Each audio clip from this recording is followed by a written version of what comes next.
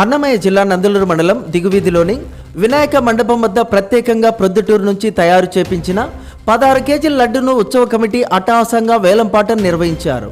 ఈ లడ్డు పాడుకున్న వాళ్లకు మంచి జరుగుతుండడంతో పలువురు ఈ లడ్డును దక్కించుకోవడానికి ఆసక్తి కనపరిచిన అరవ మురుగేష్ కొడుకు అరవ సునీల్ ₹1,00,000 ఈ గణపతి లడ్డును వేలంపాటలో గెలుచుకున్నారు.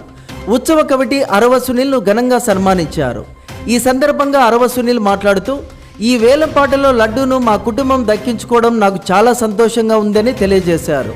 ప్రతి ఒక్కరిపై ఆ గణనాథుడి కృప ఉండాలని తెలియజేశారు.